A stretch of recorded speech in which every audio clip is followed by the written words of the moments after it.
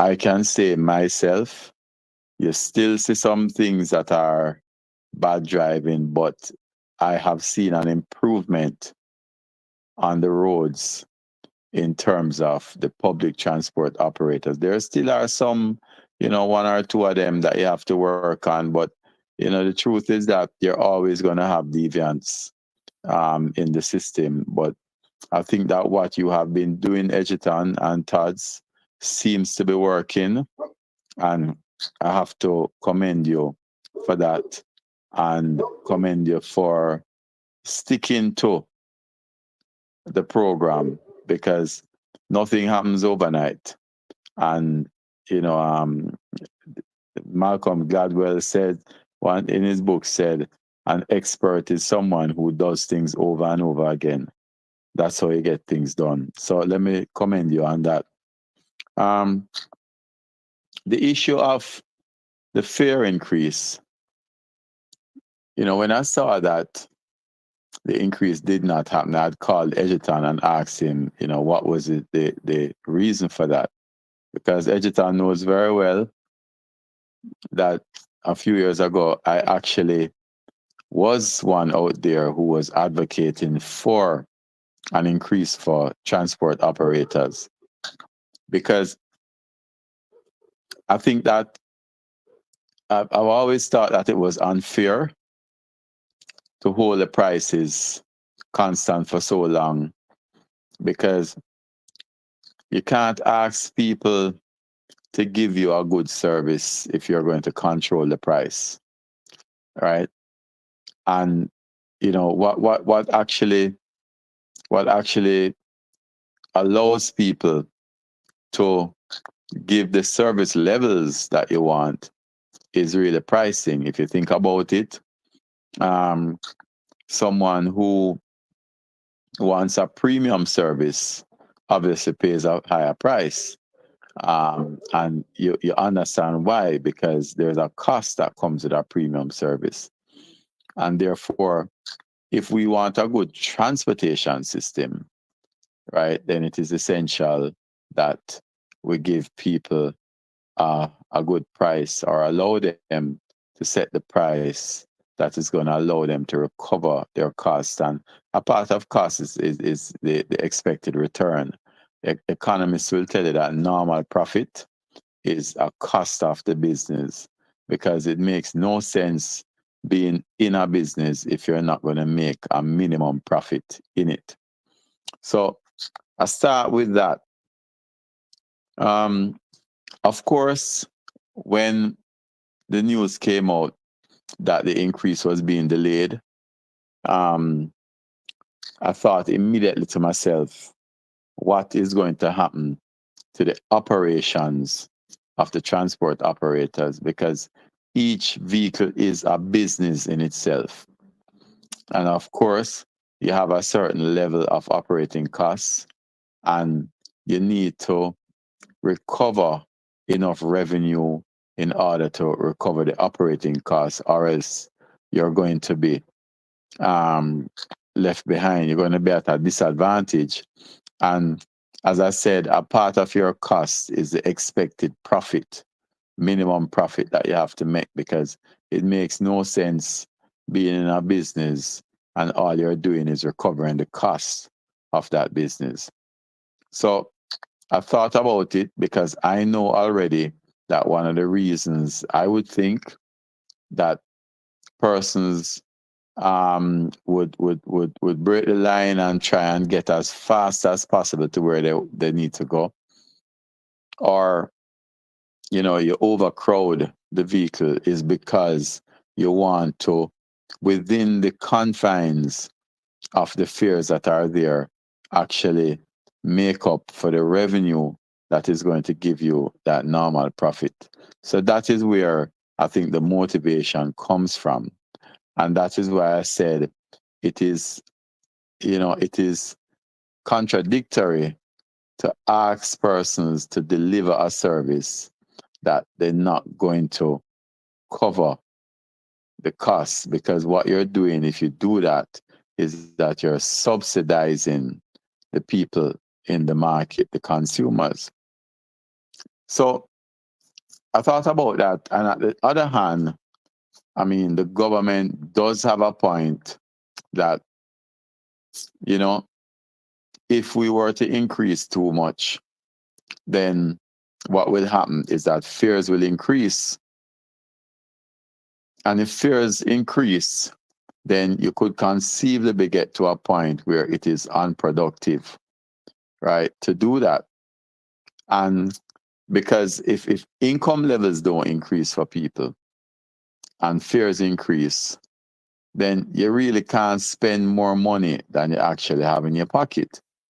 And that is why how I think the government might be looking at it. So if I as an example have a fare of $1 to go from point A to point B every day for 5 days, and my income for simplicity purposes is $5, it means that I can afford to take 5 trips for the day, for the week.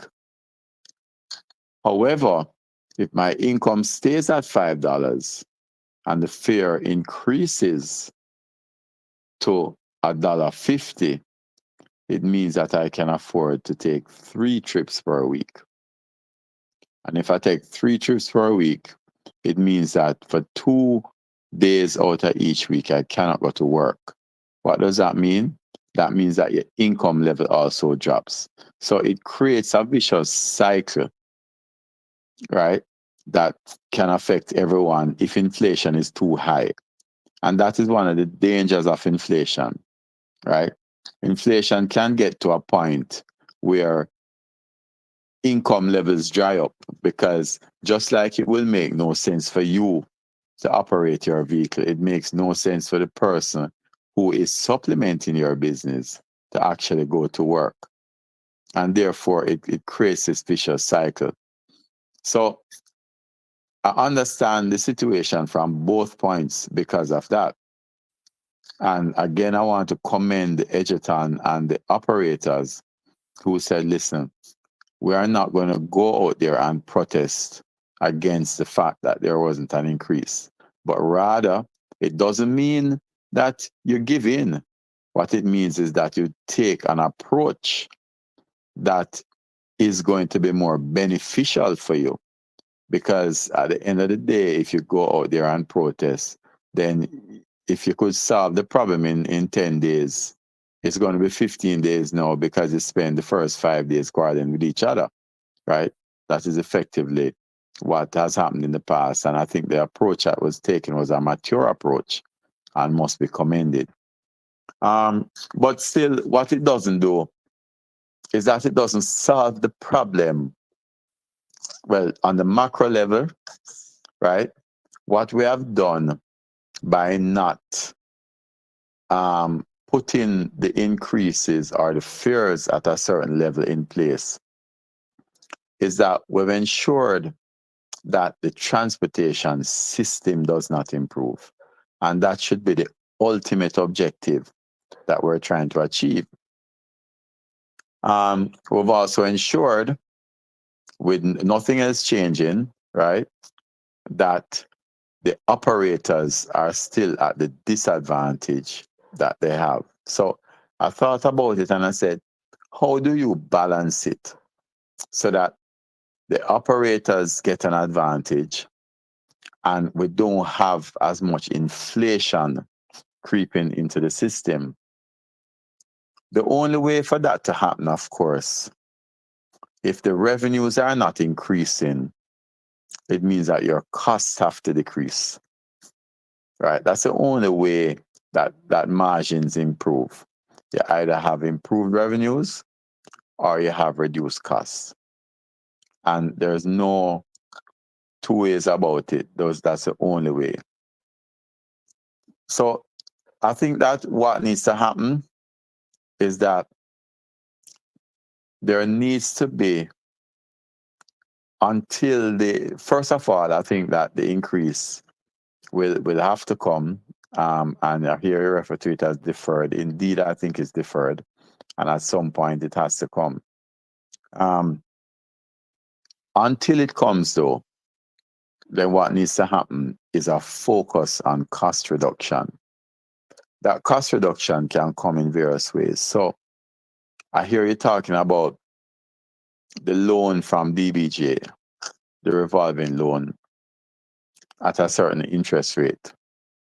That is certainly one way, right? And one of the things to do is look at the level of that interest rate, because you want to ensure that you get a rate that is almost close to zero, I would think, so that you are paying out of future income at no additional cost. Remember, I talk about cost. So the principal payment is not a cost. What is a cost to your business is the interest payment, right? And therefore, that is certainly one way that it can be facilitated, that cost reductions hit the transport sector.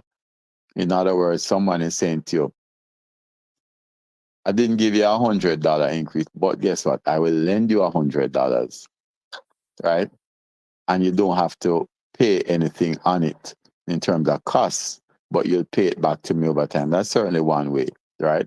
So therefore, when you talk to the DBJ person, the rate of interest that you look at is very, very important.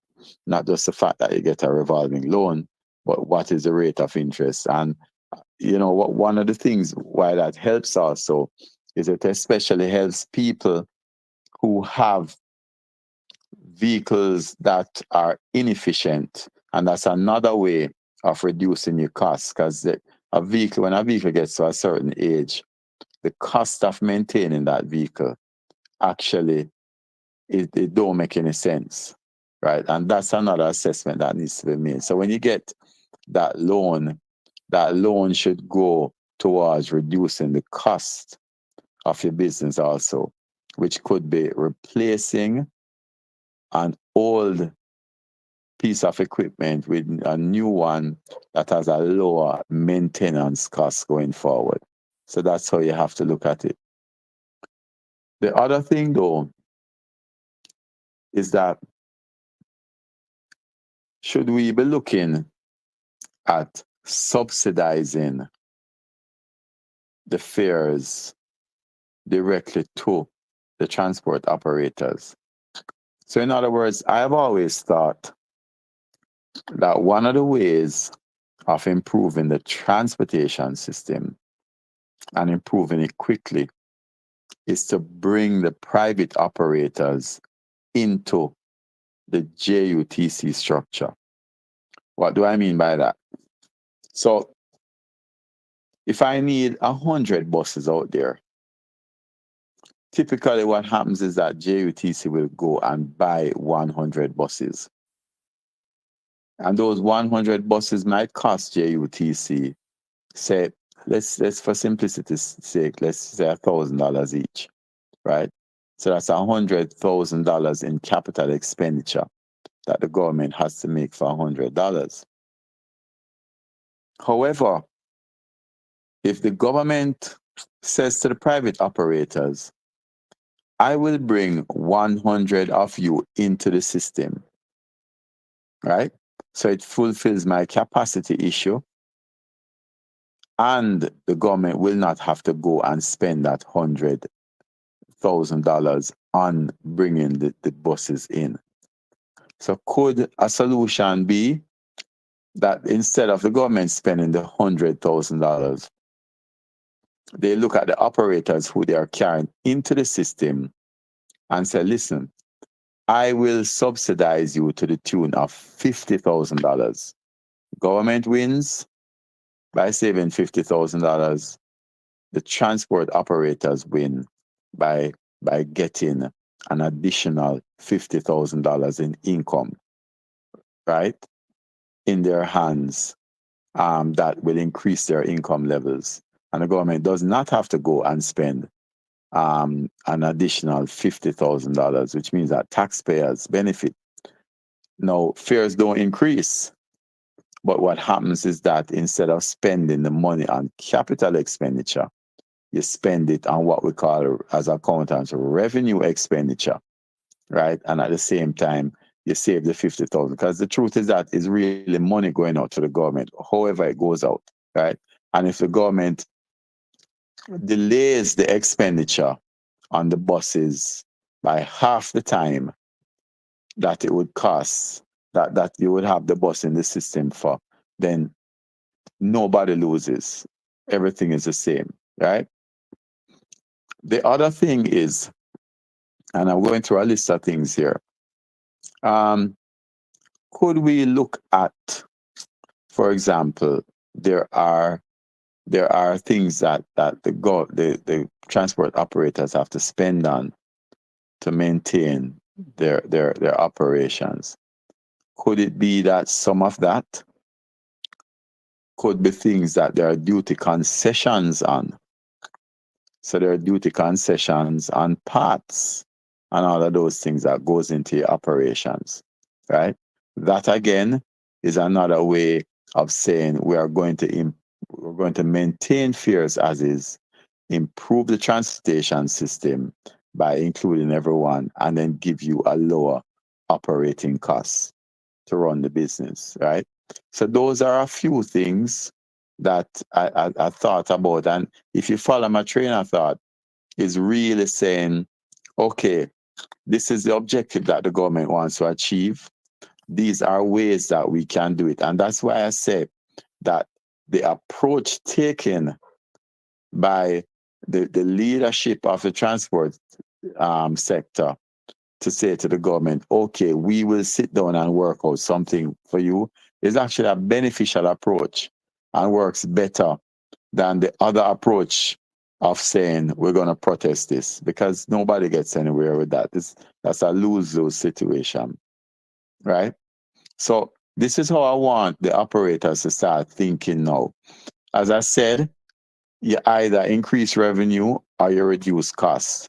And you can do that within the context of what is planned for the improvement in the transportation sector by just taking, I think, a creative approach to it. The other thing about it, if you think about it, is that if we get to a point where we are, instead of importing new buses, we are using what's in the system, the rolling stock, with the transport operators, it actually takes some pressure off of the foreign exchange rate. That has a benefit on the inflationary effect also. So I'm going to pause here and take questions, but I just want to throw that out to everyone to say this is the way that we need to think about it. And again, commend the approach that the operators has taken in this instance, right? And the fact that you have stuck to this, right? It does not mean by taking this approach that you're giving up on improving the lot of the transport operators. It just means that you're thinking outside of the box to ensure that everybody benefits, because what we want is a win-win situation and ultimately an improved transportation system. So I'll stop there, Chairman, and take any questions if anybody has any questions or any comments they want to make on that. Thank you indeed, Sir Dennis Chung. Insightful, thought-provoking comments as usual from Sir Dennis Chung. That's your known MO, modus operandi, sir.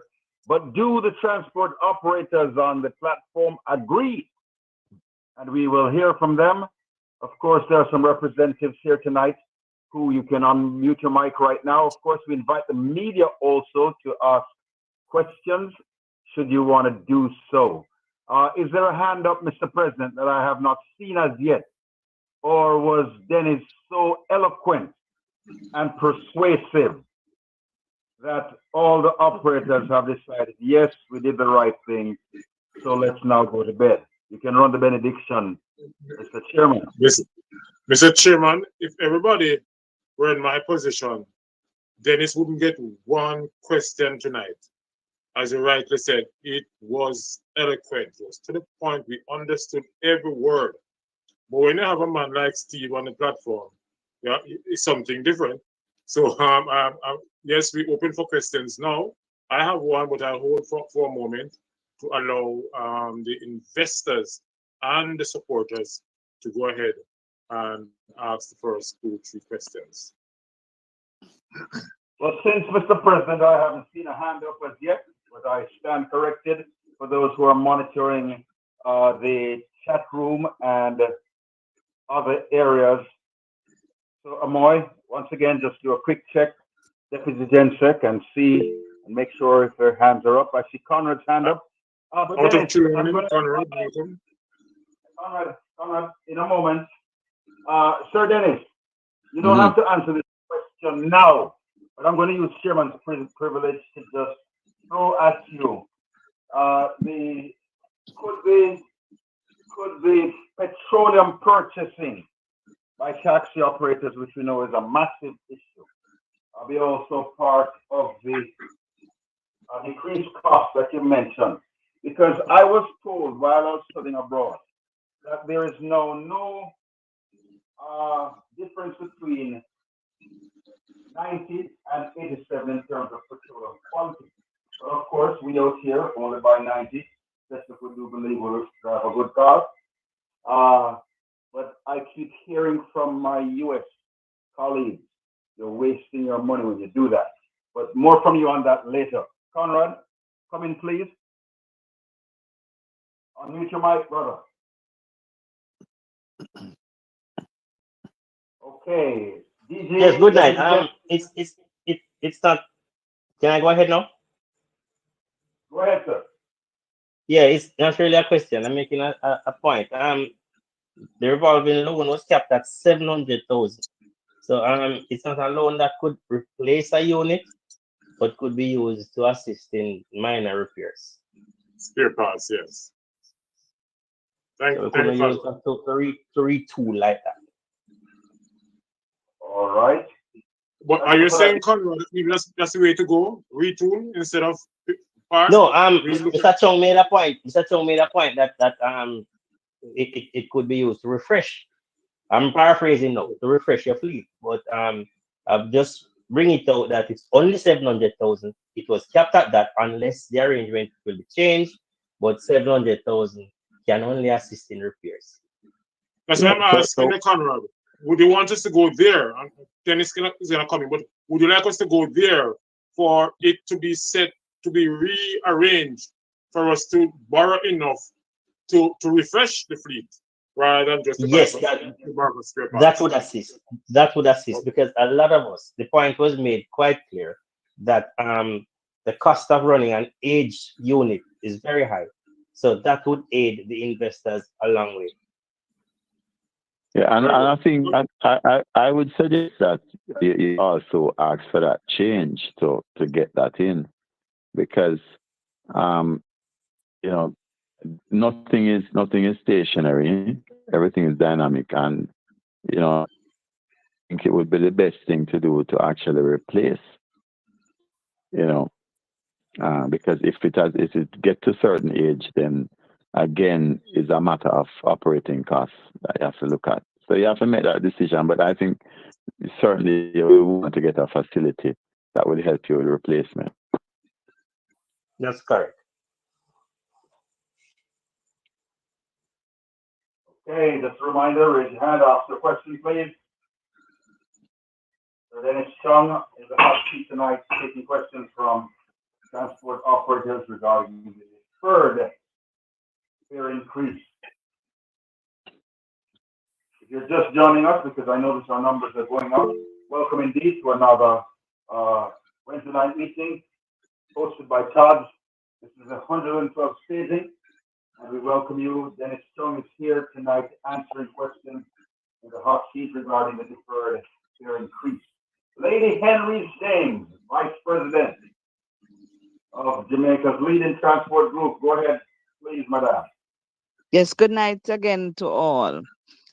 Miss Lindsay has apologized. Today is her birthday, so she will not be able to join. She has gone celebrating. Okay. But my question with regards to, as we know, it's a deferral, not a denial. But I need to ask you, Mr. Chung,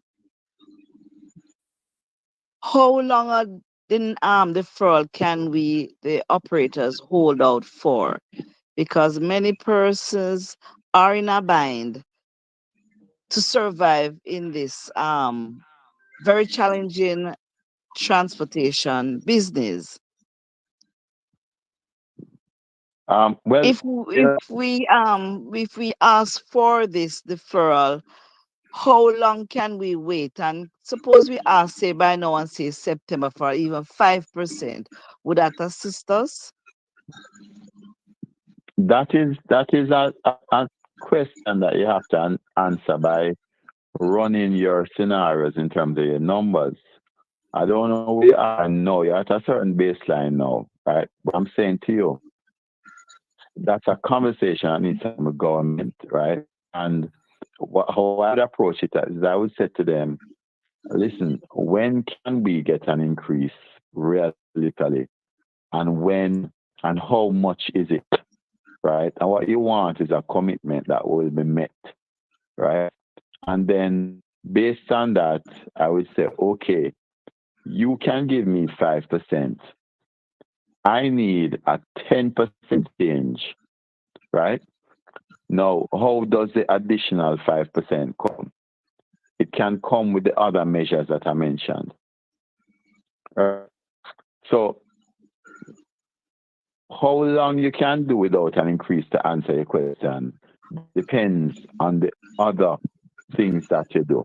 Because at the end of the day, right, what you really want is profit.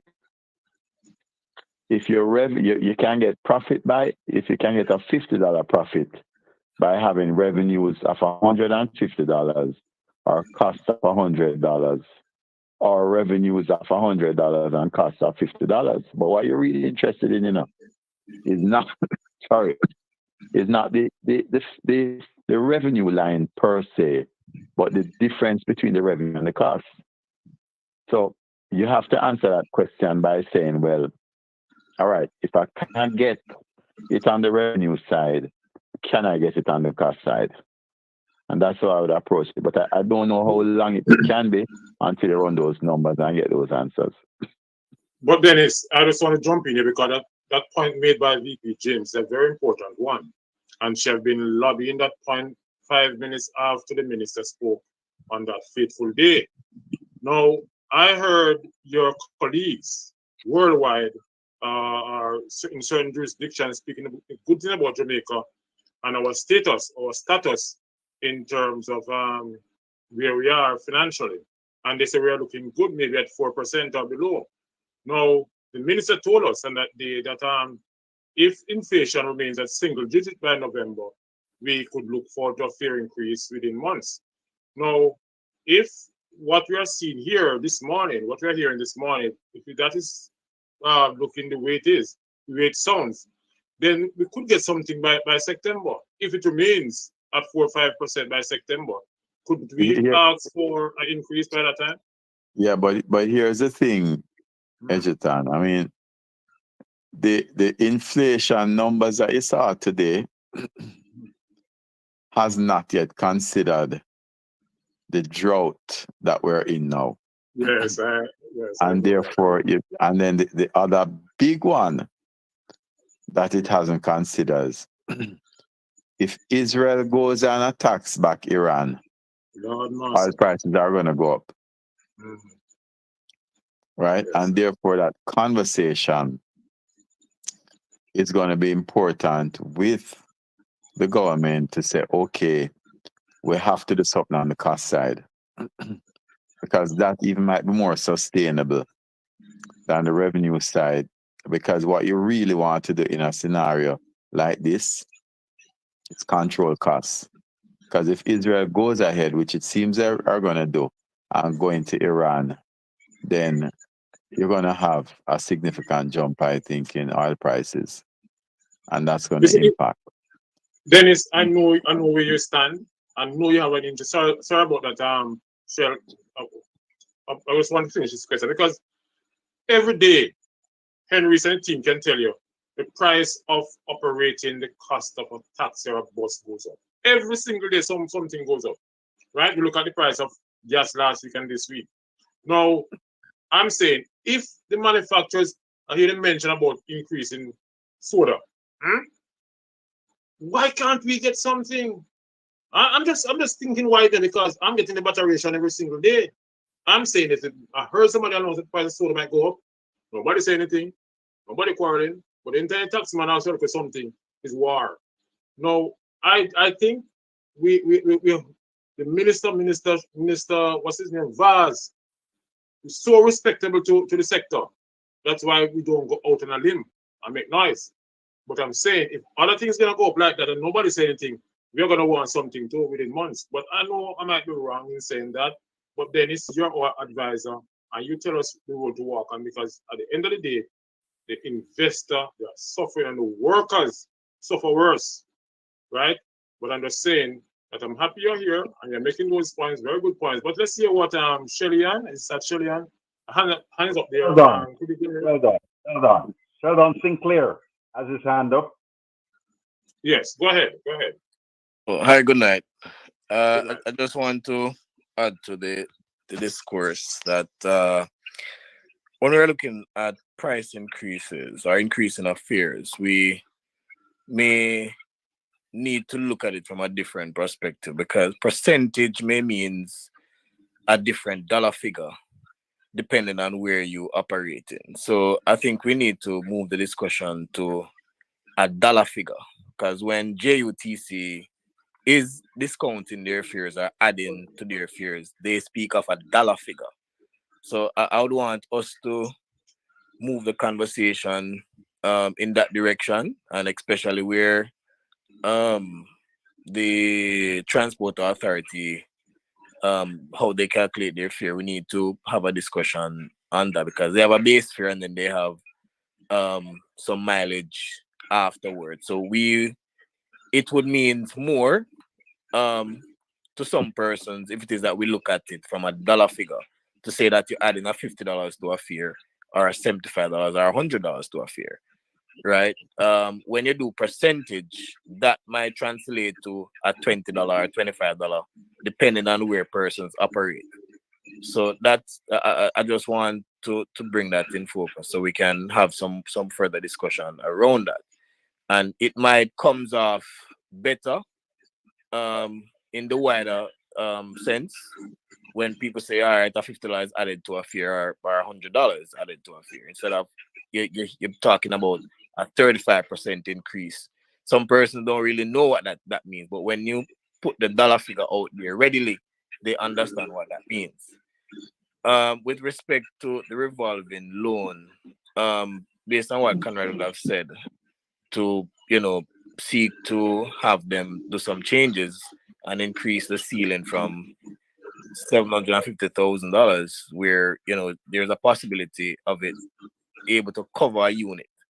If it is that route is going to be taken, we'll have to look at the possibilities of what might constitute, or how much might constitute a ceiling to cover a unit. Because right now on the market right now, you're looking at anywhere between 2.5 to $3 million, and the revolving loan that they have of 200,000, that might need a little bit increase.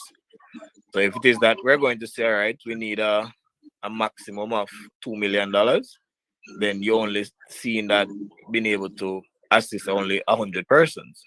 So we have to look at the relevant dynamics and see whether or not they'll be able to increase that loan amount.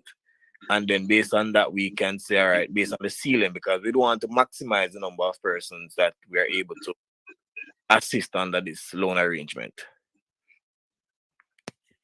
And thank you so much, Sheldon, for your comments. I don't want to waste a speaking time, but we haven't heard from Steve, and he is usually a very active. You're not hearing the chairman.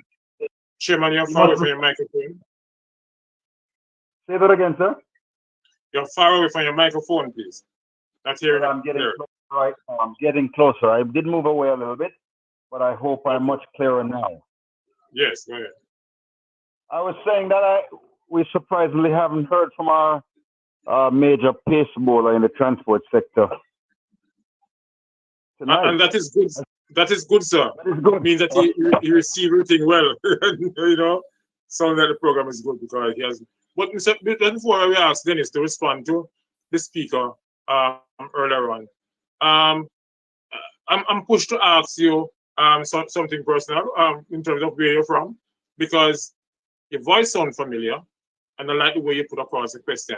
Could you introduce yourself? No way, you know me very well, Mr. Newman. I'm on Conrad Steve from Falmouth, Texas. Oh, we know me. All right, go ahead, no problem. Dennis, you want Yeah. to respond to Sheldon's thought here? Yeah.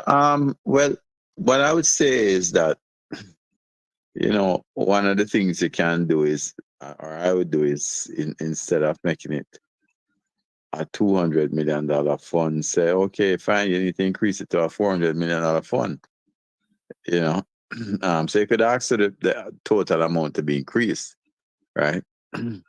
um, so that is how I would approach.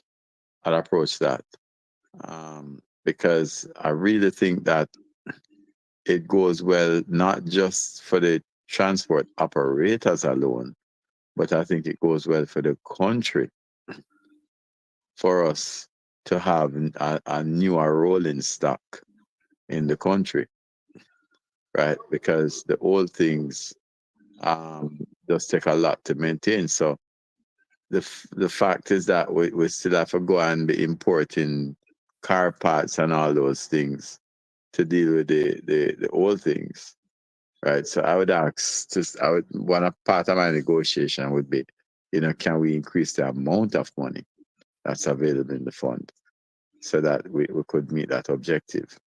I think that's important to do.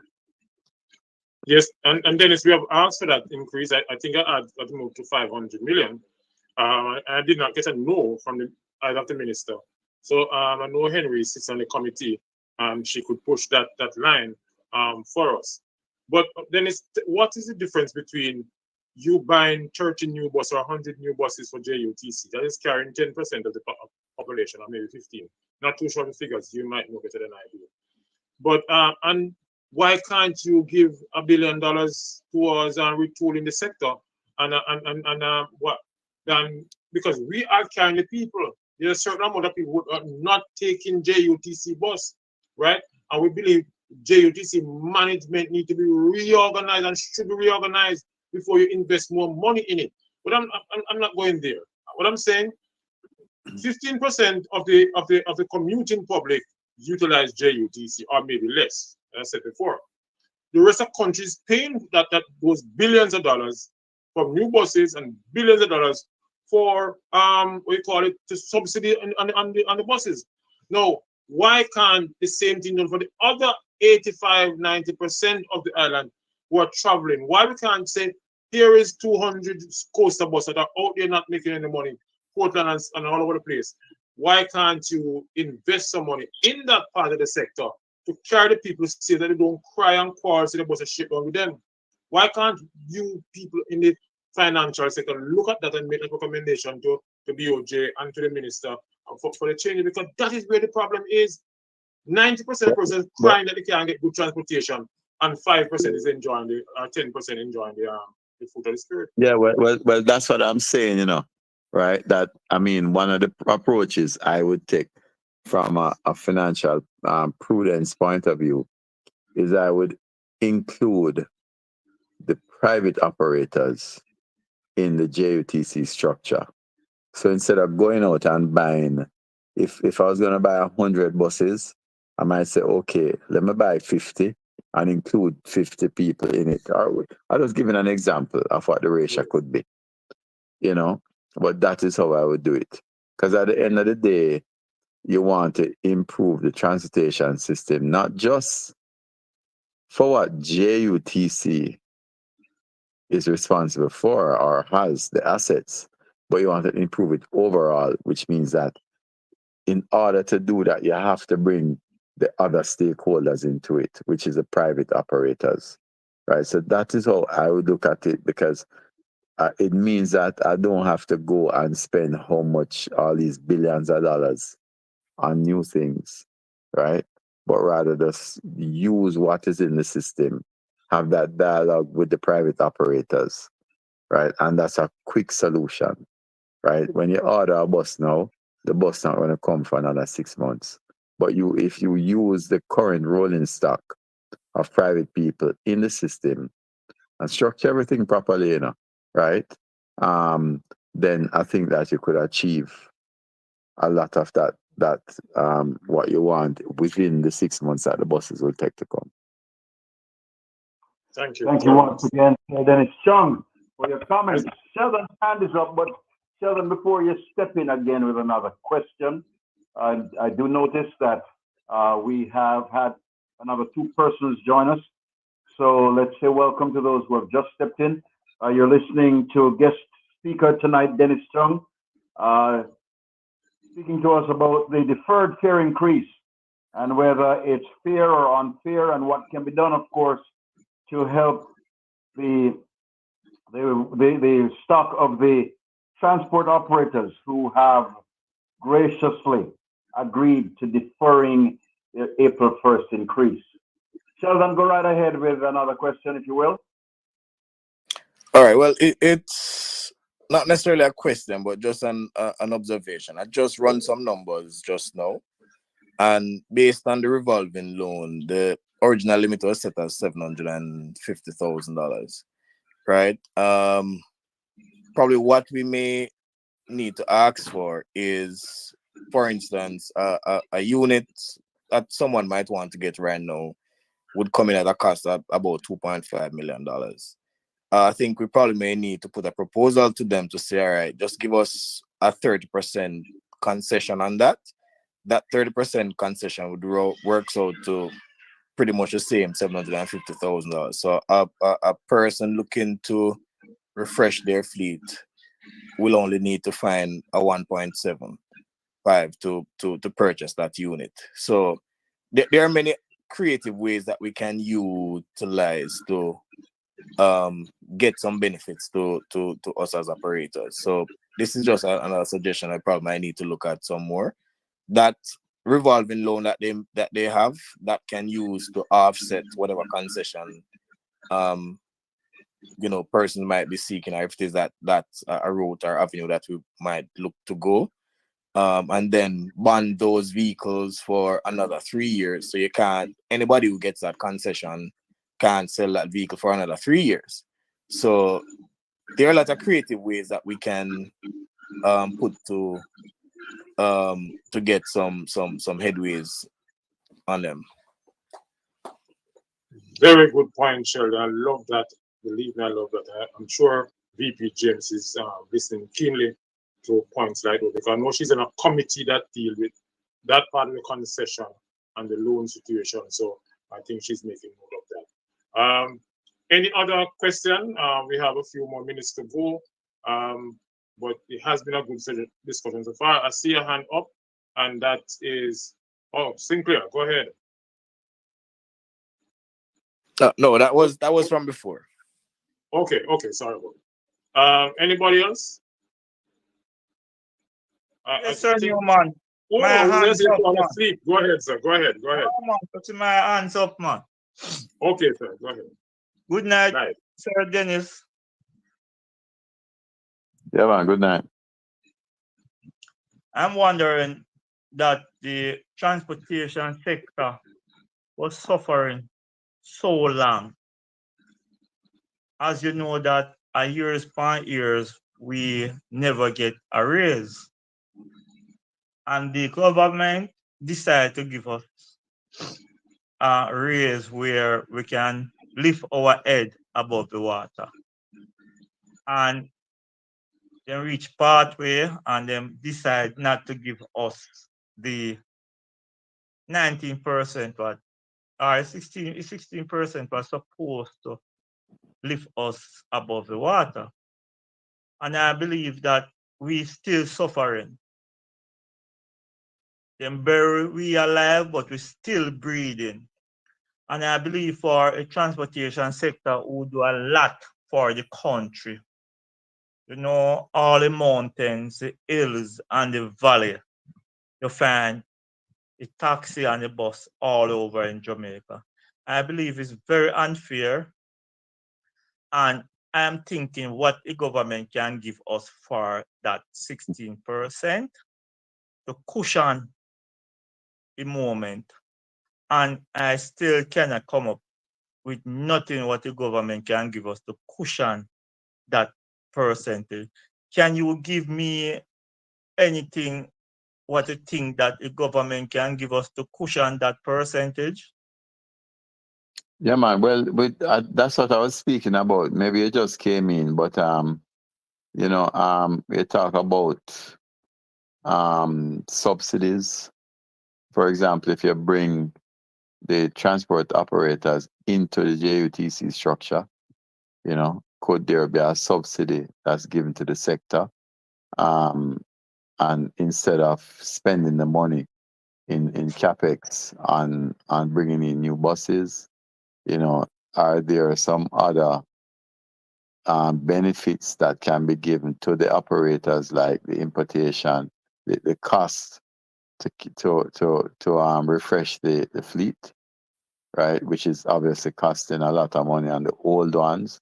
I mean, if there are new things in the system, they don't want to replace them, but the old things, so things like that can be looked at to try and rectify it. And then have a discussion with the government about when they expect that they will be able to give the increase that was promised. But yes, Sir Dennis, the government cannot, we have to think, when we're going to talk, we have to think about from Negro point to Moran point. We cannot just look on the carpet era alone, that okay, the government have some yellow bus where them cannot manage a fleet, so taxi and bus going to do it. We have to think about when you take a 16 pound from a man who come from in Westmoreland, the border Westmoreland and St. James, a place named Ketajupa, where those taximen still run. Them don't have nothing to receive. What those taximen, when the government take is 16% away from those taximen. Number one, those taximen, the road is so bad. If them borrow money, we have to think about what is the interest rate what government going to give us, right? You have to think about a man can at those places borrow a $2 million and pay X amount of interest rate, or I'm going to pay it back. Because number one, every 2 weeks you have to fix the front end. You have to buy tires, you have to do those things. So I am looking at something what the government can give everybody in Jamaica, not us in the carpet era, but the man who the way up on Maroon Town, way up on Moko, what those man can achieve from the government take away 16%. Yeah, and that has to be a negotiated position. I'm just putting on the table what are some options that can be looked at. Because the truth is that if the government decides that the government not going to give the increase, it is like fighting against the flow of a river, right? So it's better you try and work with it and have negotiations around it and get new commitments as to dates, right? And that's all I'm saying. Fighting against the flow of the river, indeed. So Dennis. So Dennis, why is the government hiding away from the gas tax? Why can't we cut a piece of that gas tax to suit the public transport? Because as Steve said, everybody want a piece, right? Want to get something, not just the JUTC people. If you touch the gas tax, everybody from Nigel Point to Moran Point in the sector will get something. Why is the government afraid of giving us something on fuel? I'm having a major discussion with a fuel company, but I don't think everybody can get from it. Why can't the government say, all right, these guys are suffering? Fuel is a major problem. Yeah, that is a part of the thing. Hold on, sir, Dennis.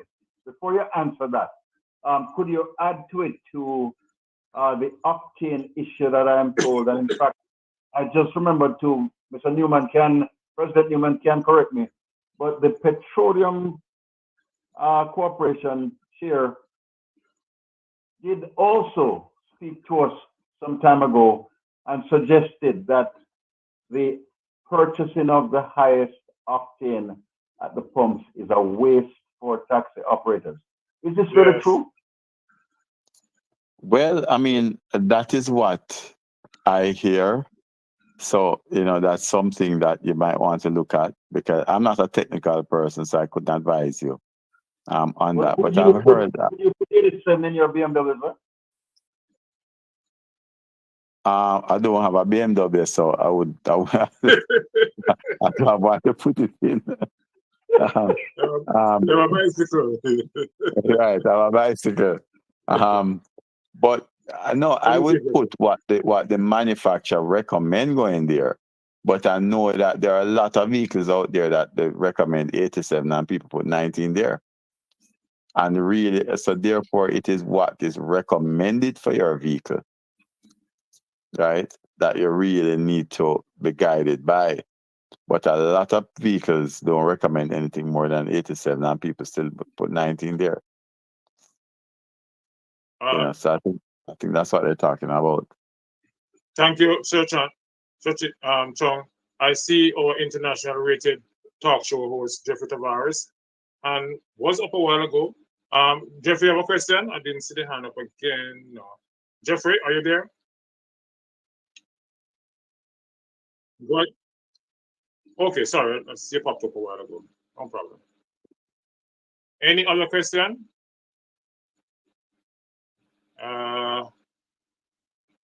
Okay, We're 5 minutes seem to- away from our yes. usual close off time.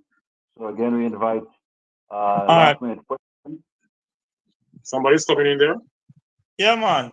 I would like to ask Mr. Chung.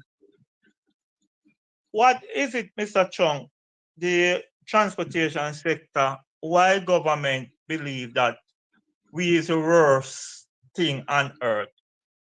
Because when I sit down and analyze it, if the government promise any private sector, any percentage, the government always keep up to them bargain.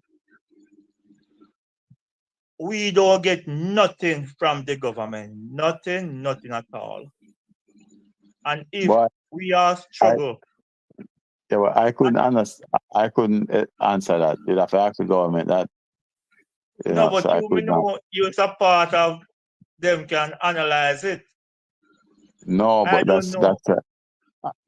the only thing I can say is that I believe that why governments, not just this government, but a lot of governments before, is wary of increasing it is because of the impact that it has on inflation. That's really the issue, the impact it has on inflation. You sure it's not political? Well, I mean, it is political. I think it is political because no governing body wants inflation to hit the citizens. So it is part of the politics. But also it is part of ensuring that prices high prices don't hit people too much, which is a responsibility that government has. But if you don't balance it properly, you kill a sector because of that, and that don't make any sense because if you have low prices and no transportation, then you still have a bigger problem. Okay. I saw Jeffrey hands up now, so go ahead, Jeffrey.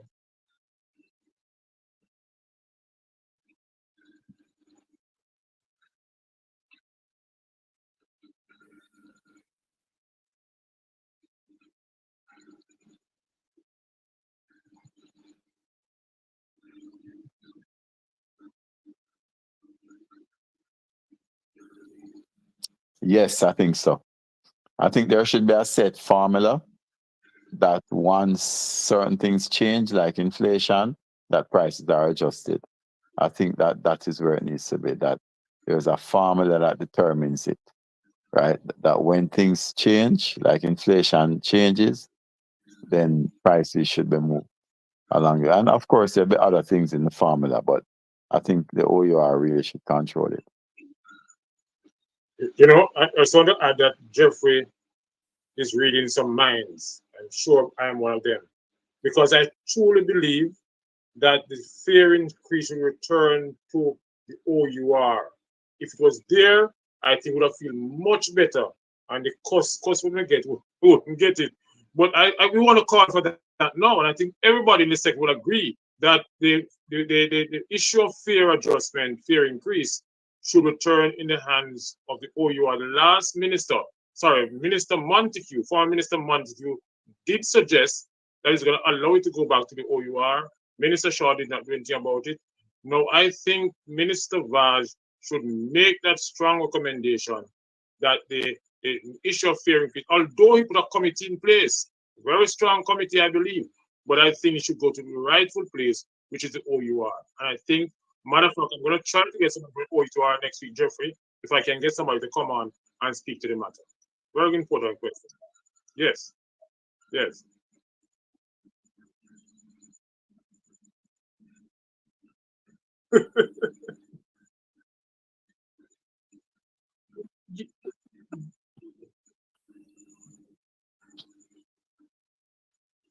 That's why I thank you, Jeffrey. That's why I thank you for the question.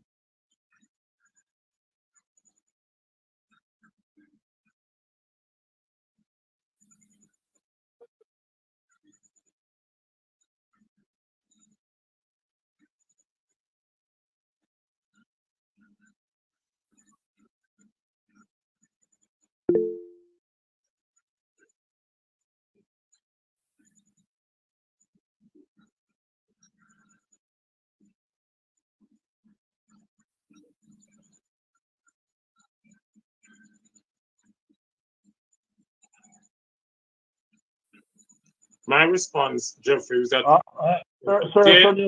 very good suggestion, and I think the committee that its members are here should take it up and put on the table to the steering committee to suggest that. Let me step in front of you. Very good suggestion. Thank you.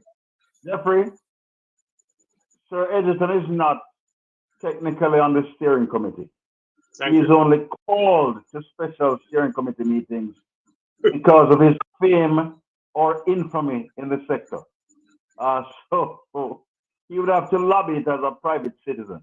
But another person from TODS on the platform here is the representative on the steering committee. But of course, make a note of that, and make sure your representative does due diligence then. I see Sheldon's hand up, and we are a minute over time. So as chair, I have to, of course, use privilege to push us toward closure right after this question from Sheldon. All right, I just want to bring some clarity because I don't think the OUR has the power to implement the fare increase. What they can do is just to say that the fare increase is deserving and what amount is deserving. But I think it will all comes back down to the minister to grant that fare increase. So we have to try and understand what we want, though the steering committee now that is in place is doing the same thing. So we don't want to be trying to how should I put it now, move it from one place to another, but it still comes back to the minister who has the ultimate say when to grant that fare increase. Yeah, Sheldon. But listen, I've been in the preparing and requesting fare increase for many years, and we sent it to the OUR, who do their study, broad-based national study, do their figures, and I know you're a financial wizard too. But and when they finish and make a recommendation to the minister, and in the 2013 recommendation or 2012 recommendation was that once there are certain increase, like in gas, certain parts, then it triggers a fare increase. That was 2013, I think. Right? So, and it was a strong recommendation which was accepted by the minister but never carried through. So they have a good stance in terms of making a recommendation to government. And when they do that, the investors don't squeal because they say the OUR's this decision. So the politics of it doesn't come up to play because it wasn't the minister who make it, it was the OUR. I think that's the only best way to take the quarrel out of the fare increase is when you put it to the OUR and the OUR make its recommendation to the minister. And minister might say, all right, OUR is at 50, I'm going to give 113. but everybody accept the 30. That's all right. Yes, Jeffrey.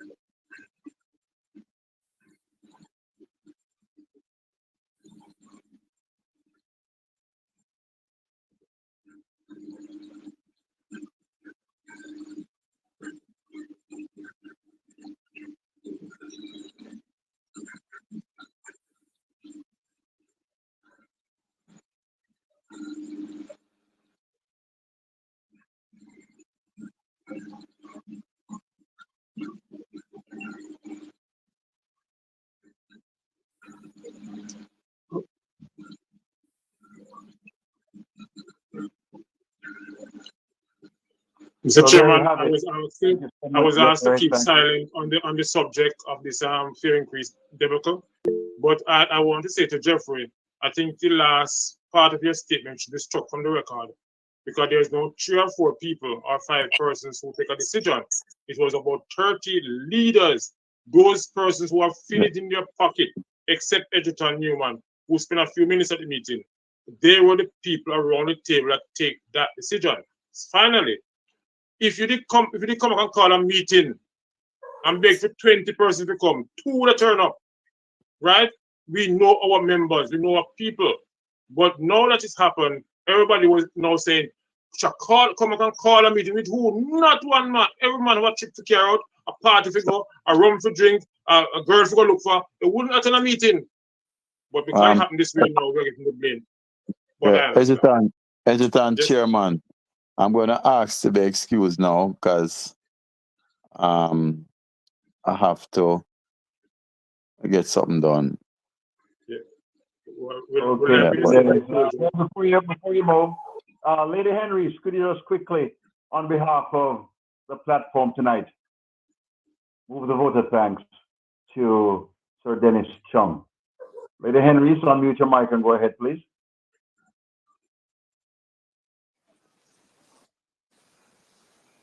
But then it sounds like she's fallen asleep. Could you ask the president of Falmouth to go ahead and do so for us in absence of Henrys? Sheldon? Sheldon, yeah, go right ahead, then I'll go. You want to step up to bat for Lady Henrys James and just move a quick vote of thanks on our behalf to Sir Dennis Chung for taking the time to spend with us tonight. All right, so on behalf of us members here, some of us who are operators, some of us are investors, the news media, and everyone else who would have joined us this evening, we want to extend our deepest gratitude to you to come to us tonight and explain the financial legalese based on how you see it from your perspective as to how are the decisions around what was taken for the fare increase. We know you are a man of national report, so we thank you for your time, and we want to wish you all the best in all your other endeavors, and you are always welcome to come back here whenever you see fit. So I want to thank you, and may God continue to bless and keep you well, sir. Thank you. All right, thank And you. we all Thanks say everyone. thank you. Appreciate. Thank you, All right, Dennis. thank you. All right, thank you. Yeah, Sir, man. you're free to go to the national duty that you have tonight. Very well, that's it. Yes, yes, yes. All right. Thank you. Yeah, man. Okay. Bye. Over to you, Mr. Chairman, for the closing But statements. just before Mr. Chairman Okay. comes in, right? I just want to add, just to make a point on Jeffrey's point. I mean, we have selected some leaders to act in our best interests, right? Sometimes the decisions that are taken we may not agree with it, but we have to so be guided. So it's not everything that they have to do. They'll be able to come back to us to ask for what we think. We have them there for a particular purpose. Just as though we have our elected member of parliament, they act on our behalf. So if it is that these decisions were made and we weren't consulted, I believe the leaders who we would have selected to do so would have do so in our best interest and in the best interest of how they see fit.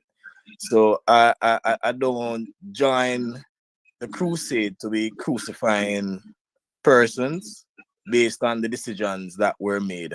So if it is that we are going to be operating as a team, we have to sometime agree to disagree with our team leaders based on the decisions that we make and not try to burn the house down because we didn't like a decision that was taken. So I just want to make that point.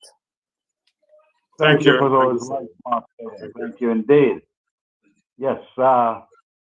Should we move to close, or do you have any closing announcements before we do, sir? No, just to say that we ask everyone to join us in our campaign. I want to make a quick point that some national issues that Todd has allowed the National Steering Committee to work on while we do other things.